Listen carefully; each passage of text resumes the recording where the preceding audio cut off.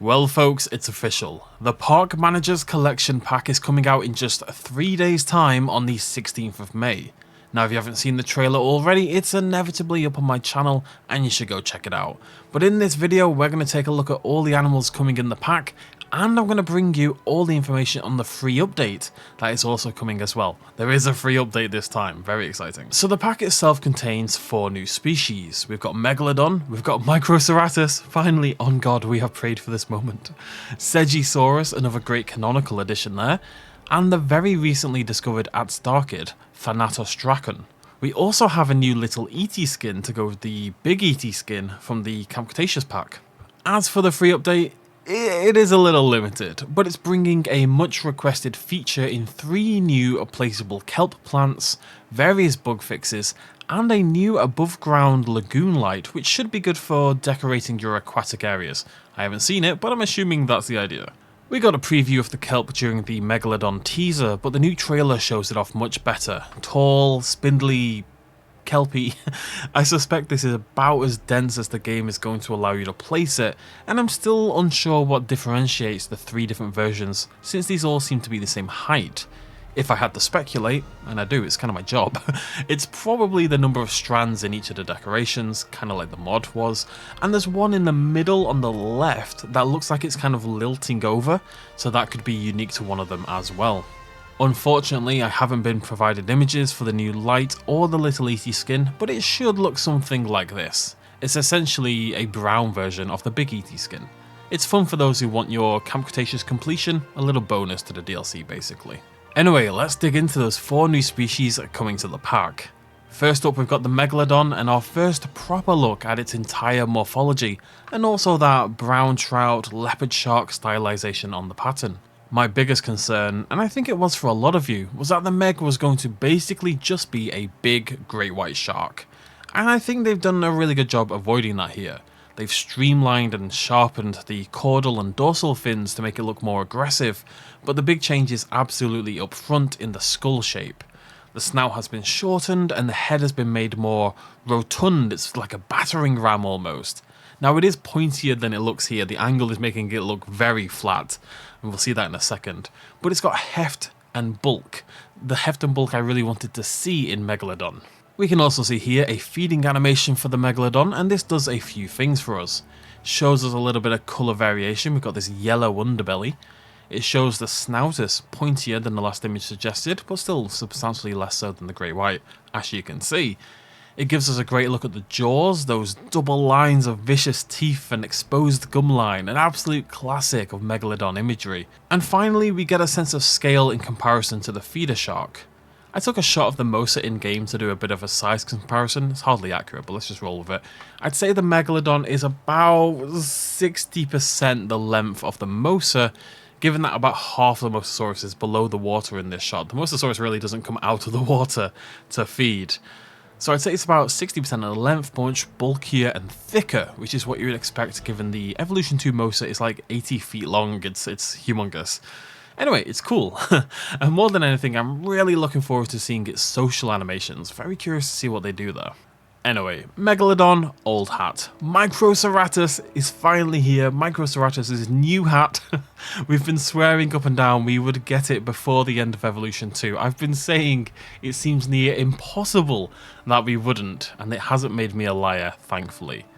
The final on-screen living dinosaur has made it into the game, and it looks great.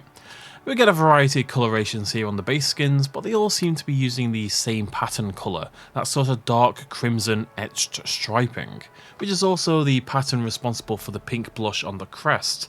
During the trailer we can see a Microceratus with purple striping instead, and that one has this beautiful galaxy-esque coloration on the crest with a milieu of blues and purples. I just wanted to write milieu. Milieu. Obviously there wasn't too much room to work with on the morphology of the dinosaur. It is identical near enough to the movie version, with those big eyes, gigantic pupils, prominent ridge lines on the crest, the beak set under the skin of the mouth, even the same little black claws. I suspect they've just been given the model. The pattern is brought over to in feeling. It doesn't seem to match exactly, which does suggest Frontier have designed this themselves to look similar to the movie version, in which case I'd say they've done a really good job of it. Overall, this little guy may not necessarily be paleo accurate, given the prominence of the crest, the lack of quills on the tail, all that kind of jazz. But it's a great translation from the film, which for canonical dinosaurs is kind of what we're looking for, right? Now for me personally, the big surprise of the pack, Segisaurus. This diminutive Jurassic theropod has had a few Jurassic Park appearances before. It appears as a map icon on the brochure, and then appearing on the famed Jurassic Park Institute website as well, though thankfully that doesn't seem to have inspired this slightly more modern design. Segisaurus is an interesting one in that it maybe isn't that interesting, and yet it's so commonly requested, and inevitably that's why it's here. It rounds out the canon nicely. Whereas Microceratus had a unique visual, Segisaurus rather inevitably resembles the likes of Coelophysis, but there has been work done to make them more distinct. Segi feels more, I guess, reptilian in a retro sort of way. That skull shape and the scaling feel very classic Jurassic Park to me. It feels like an original Jurassic Park raptor, but on a Segisaurus body shape, you know what I mean? And that's very appropriate given its origins, and I suspect that was a purposeful choice given its origins. I think this version of Segisaurus could have bounded around the original Jurassic Park movie and blended in pretty well. It's been thickened up somewhat compared to most of the paleo art I can find for Segisaurus, but again, assumedly, that's to make it feel more distinct. I'm not going to talk about the pattern. I see these bloody splotches in my nightmares, and it feels a little lazy and uninspired here compared to the previous two, which had distinct, unique patterning. If I'm honest, Segisaurus isn't doing that much for me, but I'm also happy we've got it, if that makes sense. It's a very conflicting set of emotions I've got. And who knows, maybe there's some really cool animations ready to roll and make the dinosaur feel much more special. Our final creature then is Thanatos Draken, an Atstarkid only officially described in 2022, which is pretty cool. This is a very new discovery. This Argentinian pterosaur is fairly gigantic, clocking in with a 30-foot wingspan, which is going to make for a very funny comparison to Quetzalcoatlus, because in reality Quetzalcoatlus was about 33-foot wingspan. In the game, it's going to absolutely dwarf Thanatos. It's the Mosasaurus and the Megalodon all over again. Whilst Thanatos Draken in reality is actually quite closely related to Quetzalcoatlus, they've given it a crest design more in line what you often see for my beloved Hatzegopteryx, seen here in this incredible, one of my favourite pieces of paleo art by Mark Whitten. You can see how the crest feels like it's part of the beak, slinking up in one smooth continuous shape, rather than jutting out the way that a Quetzalcoatlus does. Now this is again assumedly done to differentiate Thanatos from the Quetz, and since we do lack skull material, there's no real reason not to render it like this really. One thing I do really like on this thing is the detail on the beak, and if we go back to the trailer we get a lovely screenshot showcasing that crest as mentioned, but also all the nicks and striations, chips and grooves in that long piercing beak, not to mention that bright evocative coloration. With its near full feathering and array of colours, this is a really pretty, really beautiful Atstarkid that feels like a lot of Frontier's best recent creatures do, kind of like a little piece of paleo art come to life.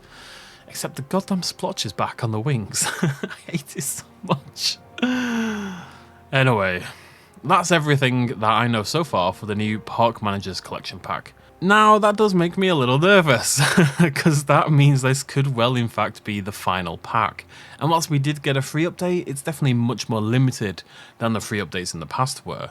Now don't get me wrong, I'm super happy that we've got the Kelp. We've been asking for it for a long time, and let's be honest, the Kelp proves that Frontier listens. The one thing I really hope though is that if this is the end, that we get some indication that this is the end, you know?